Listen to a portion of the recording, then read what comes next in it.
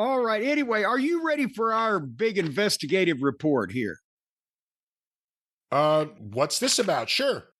I've told you earlier we're going to break news here. Well, we're not even going to break news. The news hasn't broken yet. We're going to prelude and predict the breaking news because we mentioned Sheriff Buford Pusser the other day on one of the programs, and they have released the information that they suspectify that he indeed murdered his wife. And now we got the details here from someone. Jake from Starkville is what he called himself. So I'm assuming that's a cover name.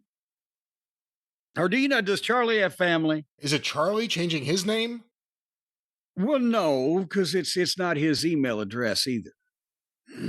But I can't make any goddamn sense out of the email address. So this person doesn't want to be fucking quoted except anonymously.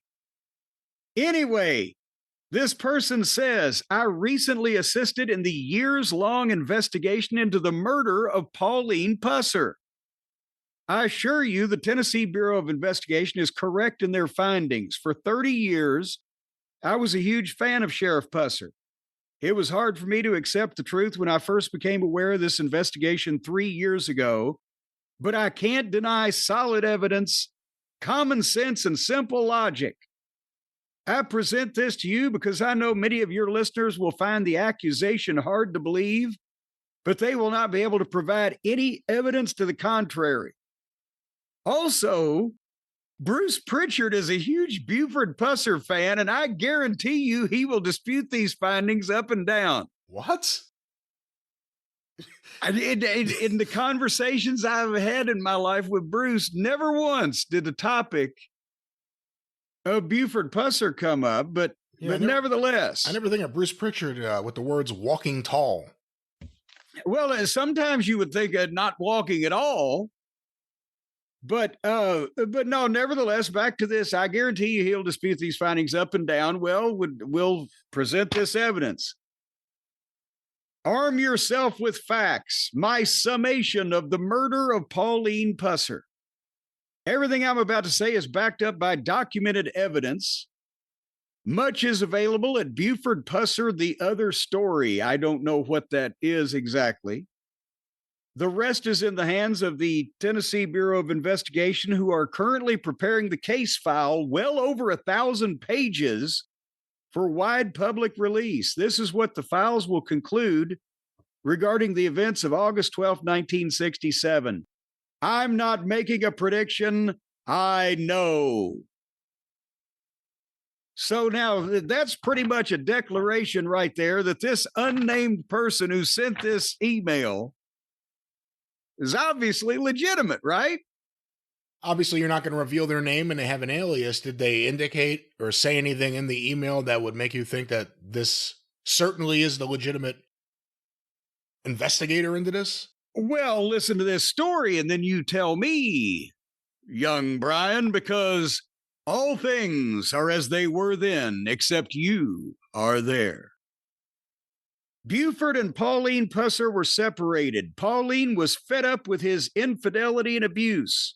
She was having affairs of her own, living out of a mobile home in a motel room in Savannah. And for those of you not familiar with West Tennessee geography, it's not Savannah, Georgia, it's Savannah, Tennessee. Where is Savannah, Tennessee? Say again? Where is Savannah, Tennessee? In West Tennessee. Like down near McNairy County, where he was sheriff. What is it? Is it 75 miles from Memphis, up above the Mississippi state line? I can't remember exactly. I can't reach my Rand McNally. But somewhere in that area, right? Anyway, Pauline didn't have a car and relied on her friend LaVon Plunk, wife of Buford's chief deputy Petey Plunk, to give her transportation. Now, this may sound like a goddamn episode of Green Acres, but I swear to God, knowing West Tennessee in the fucking 60s, these are the names of these people. So her friend LaVon Plunk was the wife of Buford Pusser's chief deputy Petey Plunk and was driving Pauline around. She confided into Levon that she was leaving Buford and planned to get out for good the day of the 12th. Buford was afraid that Pauline could turn him into the feds due to his numerous corrupt dealings as sheriff of McNairy County, Tennessee. Just a few days prior to the alleged ambush, Buford was overheard by Barbara Bivens and Shirley Smith telling Pauline that if she ever said anything to the feds about him, it'd be the last thing she'd ever do, and she'd be dead by morning. Hours prior to the alleged ambush, Buford was observed by Dennis Hathcock and Johnny Harrison receiving two. Halfcock. Dennis Hathcock, he didn't go off half-cocked. Dennis Hathcock and Johnny Harrison observed him, Buford that is, receiving two high-powered rifles from an unidentified male at a state highway maintenance lot in the town of Eastview. This is so fucking old Tennessee bullshit. In the early morning hours of August 12th, and by the way I mean bullshit, I don't mean it's bullshit. I mean, this is so fucking real old East Tennessee type of shit, or West Tennessee. In the early morning hours of August 12, Levon drove Pauline to the home she once shared with Buford to collect some things before departing. She knew Buford's regular hours and didn't expect him home. Pauline instructed Levon to park down the street and wait. Pauline indicated she would flash the porch light twice to signal all is well. Pauline walked down the street and entered the home. Diane, Pauline's 17-year-old daughter, was home at the time. Diane would say Pauline was very anxious and was trying to tell her something when they heard a car pull into the driveway. Levon Plunk, still outside, down the street in her car, saw Buford Pusser's Plymouth Fury pull into the driveway almost as soon as Pauline entered. Levon would say she felt pure terror in that moment. Pauline told Diane to hide. Diane went into her room and closed the door. She hid under the bed but could hear Buford and Pauline violently arguing, followed by a loud noise. Outside, Levon heard what she described as a gunshot. Fearing for her life, Levon drove off. So she left Pauline.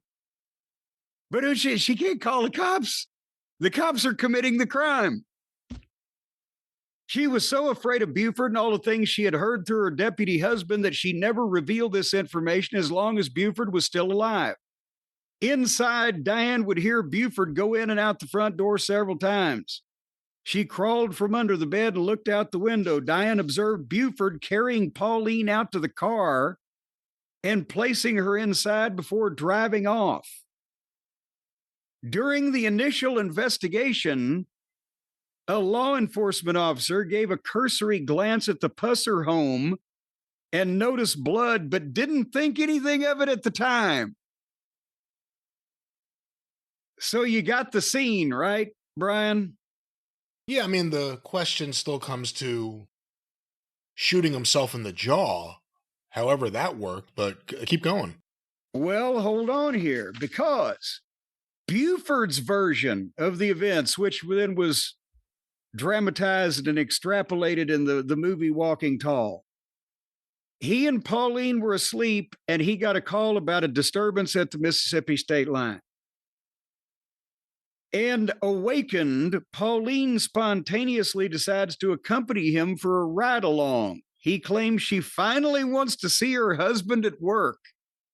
So the first time in the middle of the night he gets a call and she ever wants to go with him, didn't end well for her. But nevertheless, I'm making editorial comments. But instead of taking either Highway 64 or Highway 45, which would have gotten Buford to the state line in about 15 minutes, he drives a very out-of-the-way remote path consisting of unincorporated back roads past the small New Hope Methodist Church on New Hope Road at 4:30 a.m. Buford claims that approximately 1 mile past the church, a dark Cadillac pulled up beside him and fired 2 shots, one striking Pauline in the head. Buford would insist they were waiting behind the church and he didn't see them because they were driving without their headlights and didn't hear him until a shot was fired, although they would have had to greatly accelerate a 1960s Cadillac engine to catch him in a mile. Modern reenactments have shown it would be almost impossible for a car to overtake another in that distance, especially without headlights in such conditions. And in 1967, the road was poorly maintained and unincorporated. And again, folks, if you're not familiar with Tennessee, in the 60s and 70s, an unincorporated road meant it might not be paved. It might be goddamn gravel. Any ambush party lying in wait would have had to have known that Buford would take this exact route to get to where he was called to go. Buford claims he floored his Plymouth Fury and outran the Cadillac. He stopped approximately 2 miles further up the same road to check on Pauline. At this point, the Cadillac reappeared, pulling alongside Buford's car, and 12 more shots were fired at essentially point-blank range. Buford claimed he reached out and grabbed one of the barrels of the gun from the other car. Of the 12 shots, one hit Pauline in the head again. And Buford suffered a wound to the chin and mouth.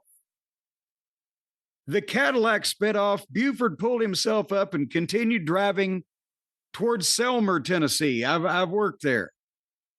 He stopped at a store and radioed for help. This is where the Selmer chief of police found him. And that is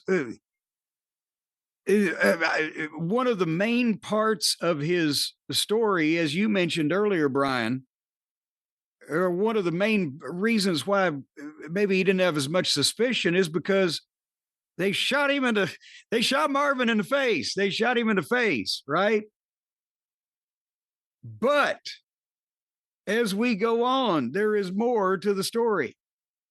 Modern analysis of the crime scene shows no evidence of any third party. The shots to the car don't match a rolling ambush at close range from multiple shooters, but do match shots from one individual from a distance of 15 feet. Bullet holes to the interior of the car do not align with Buford's version of the events. Significant blood splatter on the hood indicates Pauline was killed outside the vehicle and placed back inside. Interior blood stains do not indicate anyone was shot while inside the vehicle. The wound to Buford's chin and mouth was self-inflicted. It is indicative of a close contact wound from a revolver and not a high-powered rifle slug. After this supposed attempt on his life, Buford would get rid of his regular revolver and began carrying a smaller caliber. All evidence suggests the crime scene was staged. He shot himself in the face, Marvin. That's crazy. And any of the clothes. At the time, it was determined an autopsy on Pauline was unnecessary. Everyone accepted Buford's version of the events. Initially, Buford claimed he would recognize the shooters if he saw them again, a claim he'd quickly take back by then saying he didn't get that good a look. No one was ever prosecuted for the murder, and the case has officially remained unsolved for 58 years. Well, thank you, Jake from Starkville. But also, if anybody wants to sue you, it's his fault.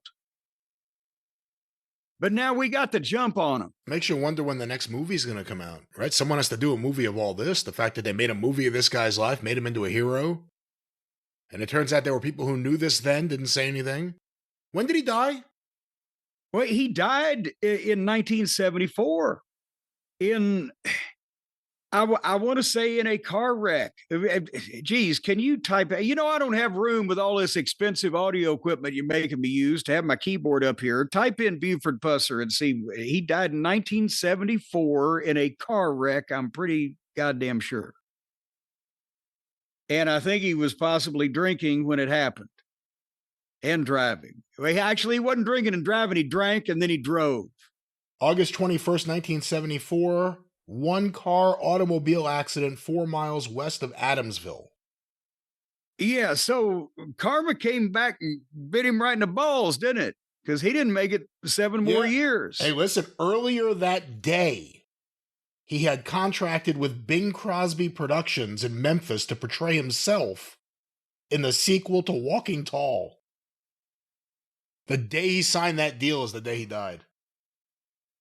There you go.